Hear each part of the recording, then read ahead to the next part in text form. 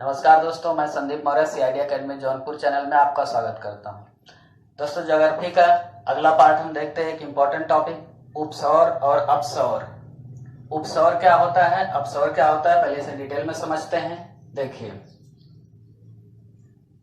ये हो गया सूर्य, इसके चारों तरफ कुछ इस तरह से पृथ्वी चक्कर लगाती है। दीर्घ वृत्ताकार में पृथ्वी सूर्य का चक्कर लगाती है। जब पृथ्वी सूर्य का चक्कर लगाते हुए सूर्य के सबसे नजदीक होती है, उसे कहते हैं उपसौर। उपसौर में क्या होगा, सबसे नजदीक,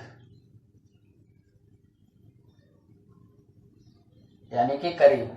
हम उत्तरी गोलार्ध में रहते हैं, इसलिए हम सिर्फ उत्तरी गोलार्ध की बात करेंगे। पृथ्वी पर 2 बार उपसौर, 2 बार अपसौर होंगे, लेकिन दक्षिणी ध्रुव पर सिर्फ पानी भरा होने के कारण उधर की कोई पढ़ाई करने की जरूरत नहीं होती।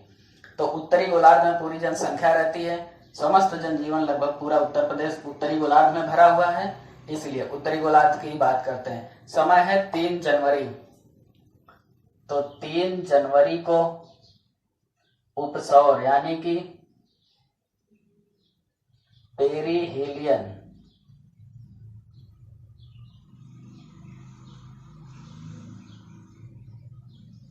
ये स्पेलिंग है पेरिहेलियन। 3 जनवरी पेरिहेलियन उपसौर कहा जाता है। कब, जब पृथ्वी सूर्य के सबसे नजदीक होगी, 3 जनवरी की तिथि होगी। आपसे 2 क्वेश्चन पूछा जाता है, नजदीक और दूर, और दूसरा क्वेश्चन आता है तिथि। तो 3 जनवरी को उत्तरी गोलार्ध पर उपसौर की स्थिति होती है, जिसे पेरिहेलियन कहा जाता है, जिसमें पृथ्वी सूर्य के सबसे नजदीक होती है। चलिए अब देखते हैं उपसौर। अपसौर देखते हैं। उसी तरह जब पृथ्वी सूर्य से सबसे दूर होती है, उसे अपसौर कहा जाता है, यानी कि अपसौर। एपीहीलियन, एपीहीलियन अपसौर है। इसमें क्या होगा, पृथ्वी सूर्य से सबसे दूर होगी, सूर्य से दूर। तिथि है 4 जुलाई,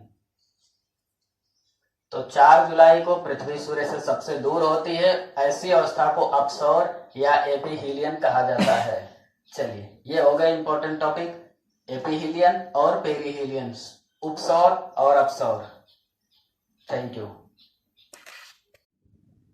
नमस्कार दोस्तों, मैं Sandeep Maurya CID academy Jaunpur channel में आपका स्वागत करता हूं। दोस्तों, ज्योग्राफी का एक और इम्पोर्टेंट टॉपिक लेकर आज मैं आया हूं। आज की वीडियो में हम देखेंगे ज्वार भाटा यानी कि टाइड किसे कहते हैं। तो सबसे पहली बात हम इस बात पर चर्चा करेंगे कि ज्वार या भाटा आता ही क्यों है। तो पहला क्वेश्चन ये होगा कि ज्वार भाटा कहते किसे हैं।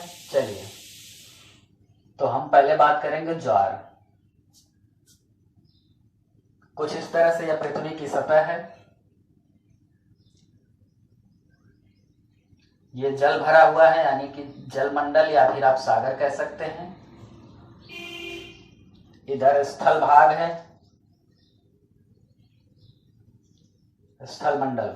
चलिए, यह है सागरीय किनारा।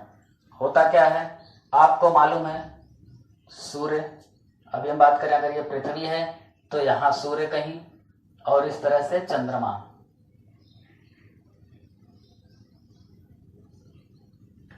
ज्वार भाटा आने के लिए पृथ्वी पर सूर्य और चंद्रमा की संयुक्त आकर्षण शक्तियों के कारण समुद्री जल में ऊपर उठने के, यानी कि ऊपर उठने का जो उभार होता है कुछ इस तरह से, इसे ऊपर उठने की इसी क्रिया को, इस घटना को ज्वार कहा जाता है। जब ऊपर उठ रहा होगा तो क्या हुआ, ज्वार।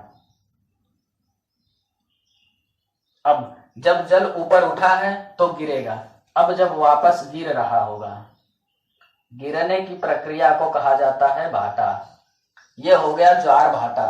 चलिए ध्यान देंगे, क्या, सूर्य और चंद्रमा की संयुक्त आकर्षण शक्तियों के कारण पृथ्वी के समुद्री जल में जल का ऊपर उठना या बड़ी लहरों का ऊपर उठना ज्वार कहलाता है, और वही जल नीचे गिरना, वापस नीचे गिरना भाटा कहलाता है। इस बात को आप वीडियो को स्लो करके या पॉज करके सुन के पूरा लिख लेंगे अपने नोट्स बनाते में। चलिए आगे देखते हैं। तो ये तो हो गया ज्वार भाटा। अब इसके कुछ इंपॉर्टेंट टॉपिक लिख लेते हैं, जैसे क्वेश्चन पूछा जाता है आपसे विश्व का सबसे ऊंचा ज्वार भाटा, तो सबसे ऊंचा ज्वार भाटा कनाडा, नाम मैं लिखता हूं, देश का नाम है कनाडा के नोवा स्कोशिया,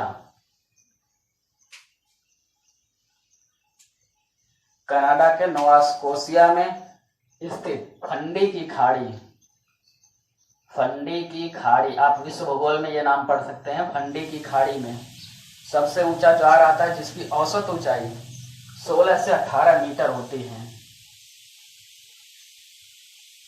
लगभग 16 मीटर से 18 मीटर की ऊंचाई होती है। अब आप कहेंगे कि भाटा, तो इसमें भाटा से मतलब ही नहीं, हम सिर्फ ज्वार पढ़ेंगे, क्योंकि जल का ऊपर उठना ज्वार होता है, तो जो ऊपर उठा वो गिरेगा जरूर, तो वो हो जाता है भाटा।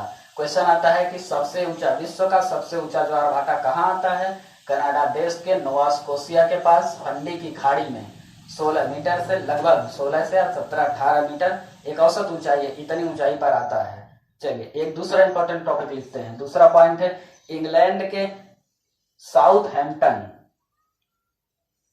नेक्स्ट पॉइंट है इंग्लैंड के साउथहैम्पटन,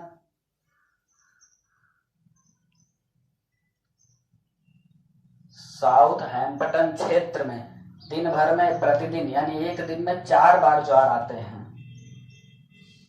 इंपॉर्टेंट के तौर पर है कि 4 बार ज्वार आते हैं, जिसमें 2 उच्च ज्वार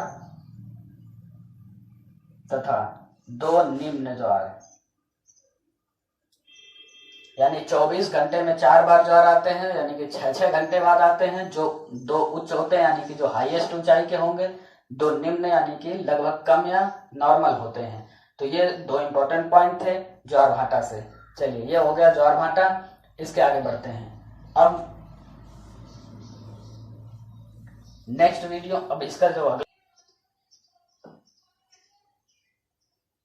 चल रहा है, चलिए तो ये हो गया ज्वार भाटा का। अब इससे संबंधित जितने भी क्वेश्चन हैं आप कमेंट में बताएंगे और मैं उसके जवाब दे दूंगा। ज्वार भाटा से लगभग 2 या 3 क्वेश्चन बनते हैं, 4-5 क्वेश्चन बनते हैं, लगभग पेपरों में 1-8 क्वेश्चन कभी कभार आता है।